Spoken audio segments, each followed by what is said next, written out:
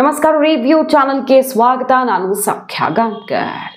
ಸದ್ಯ MUDA case tight ಆಗ್ತಿರೋ ಬೆನ್ನಲ್ಲೇ ಇಡಿಯಿಂದ ಸ್ಫೋಟಕ ಸಾಕ್ಷಿ ಲಭ್ಯವಾಗಿದೆ ಅನ್ನುವಂಥ ವಿಚಾರ ಬ್ಲಾಸ್ಟ್ ಆಗಿರುವ ಬೆನ್ನಲ್ಲೇ ಕಾಂಗ್ರೆಸ್ ಹೈಕಮಾಂಡ್ ಅಚ್ಚರಿ ನಡೆಯನ್ನು ಅನುಸರಿಸ್ತಾ ಇದೆಯಾ?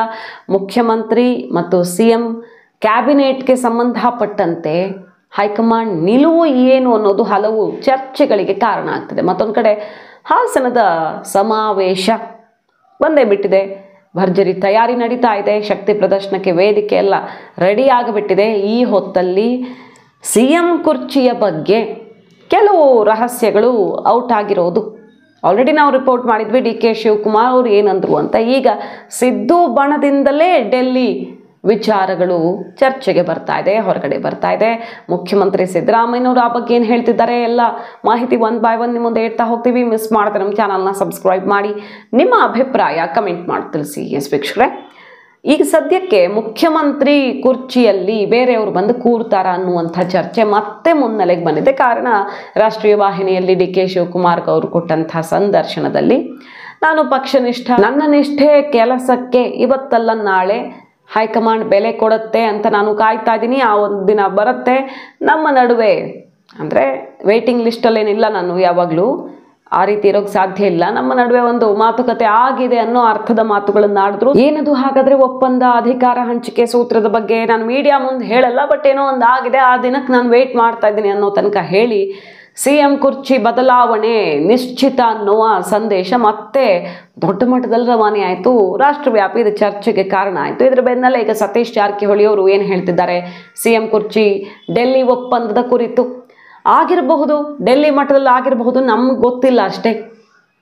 ಡೆಲ್ಲಿ ಮಟ್ಟದಲ್ಲಿ ಆಗಿರಬಹುದು, ಹಿಂದೆ ನಾನು ಕೂಡ ಈ ಬಗ್ಗೆ ಮಾತಾಡಿದ್ದೀನಿ. ಆದರೆ ಸಿದ್ದರಾಮಯ್ಯನವರೇ 5 ವರ್ಷ CM, ಅವ್ರಿಗೇನೇನು ಮಾತು ಕೊಟ್ಟಿದ್ದಾರೆ ಅನ್ನೋದ್ರ ಬಗ್ಗೆ ನನಗೆ ಐಡಿಯಾ ಇಲ್ಲ ಅಂತಿದ್ದಾರೆ. ಅಷ್ಟೇ ಅಲ್ಲ, ಸ್ವಾಭಿಮಾನಿ ಸಮಾವೇಶದ ಹೆಸರು ಈಗ ಬದಲಾಗಿದೆಯಲ್ವಾ. ಡಿ ಕೆ ಶಿವಕುಮಾರ್ ಅವರು ಆರಂಭದಿಂದ, ಈ ಸಮಾವೇಶದ ಆರಂಭದಿಂದ ಎಲ್ಲೂ ಚಕಾರ ಎತ್ತಲಿಲ್ಲ, ಓಪನ್ ಆಗಿ ಮಾತಾಡಿಲ್ಲ, ವಿರೋಧಿಸಿಲ್ಲ. ಅದು ಹೆಂಗೆ ಮಾಡ್ತಾರೆ ಶಕ್ತಿ ಪ್ರದರ್ಶನ ಅಂತ ಕೇಳಲಿಲ್ಲ. ಬಟ್ ಸದ್ದಿಲ್ಲದೆ ಈಗ ಹೈಕಮಾಂಡ್ಗೆ ಒಂದು ಪತ್ರ ಹೋಯಿತು, ಯಾರು ಬರೆದ್ರೂ ಗೊತ್ತಿಲ್ಲ. ಹೈಕಮಾಂಡಿಂದ ಆದೇಶ ಬಂತು ಮತ್ತು ಅದು ಬರ್ತಾ ಇದ್ದ ಹಾಗೆ ಸಿಕ್ಕಾಪಟ್ಟೆ ಚುರುಕಾಗಿ ಮೀಟಿಂಗ್ಗಳನ್ನು ಮಾಡಿ ಆ ಸಮಾವೇಶದ ಹೆಸರು ಬದಲಾಯಿಸಿದ್ದಾಯಿತು.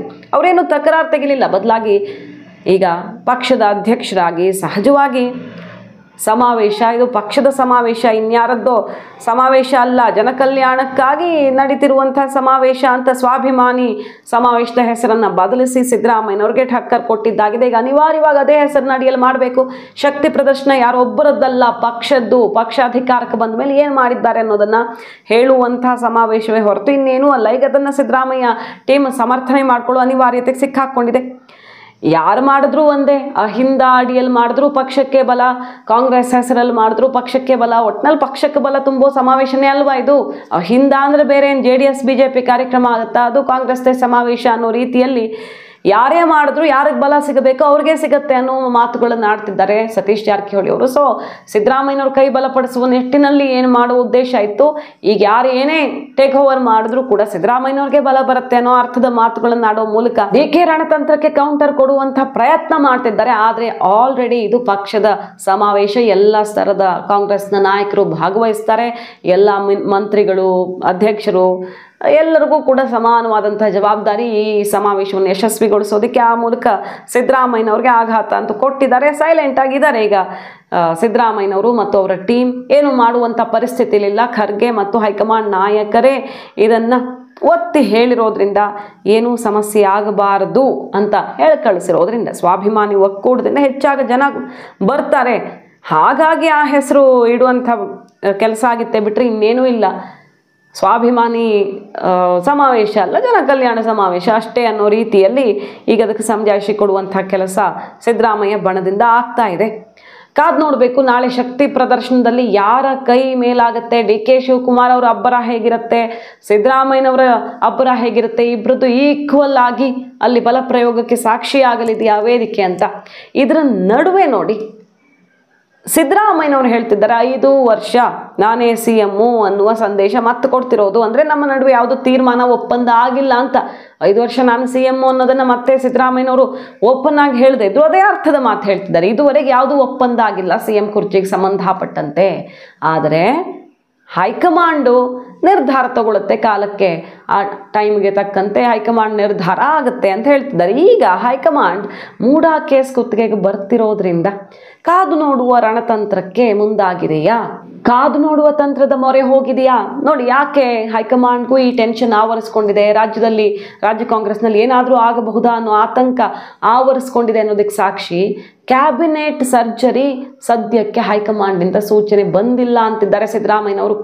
ಕ್ಯಾಬಿನೆಟ್ ಸರ್ಜರಿ ಆಗುತ್ತೆ ಅಂತ ಮೀಡಿಯಾಗಳೇನು ತಾನಾಗೆ ರಿಪೋರ್ಟ್ ಮಾಡಿಲ್ಲ, ಬದಲಾಗಿ ಶಾಸಕರುಗಳು, ಕೆಲವು ಮಂತ್ರಿಗಳು ಎಲ್ಲ ಹೇಳಿದ್ರಲ್ವ, ಹೌದು ಸರ್ಜರಿ ಆಗುತ್ತೆ ಅಂತ. ಕೆಲವು ಆಕಾಂಕ್ಷಿಗಳೆಲ್ಲ ನನಗೂ ಸಿಗತ್ತೆ ಅನ್ನೋ ಥರ ಮಾತಾಡಿದ್ರು, ಆಸೆಯನ್ನು ಹೊರಗಡೆ ಇಟ್ಟರು. ಮತ್ತು ಸಿದ್ದರಾಮಯ್ಯನವರು ಕೆಲವರನ್ನ ಬದಲಿಸ್ತಾರೆ ಅನ್ನೋ ರೀತಿಯಲ್ಲಿ ಮಾತುಗಳನ್ನು ಶಾಸಕರೇ ಆಡಿದ್ದು.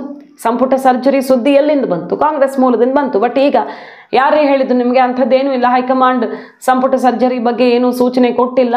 ಅವರು ಕೊಟ್ಟರೆ ನಾವು ಮಾಡ್ತೀವಿ, ಇಲ್ಲ ಅನ್ನುವಂಥ ಮಾತನಾಡುವ ಮೂಲಕ ಸಂಪುಟ ಸರ್ಜರಿಗೆ ಸದ್ಯಕ್ಕೆ ಬ್ರೇಕ್ ಬಿದ್ದಿದೆ ಅನ್ನೋದನ್ನು ಕ್ಲಿಯರ್ ಮಾಡ್ತಿದ್ದಾರೆ ಸಿದ್ದರಾಮಯ್ಯನವರು.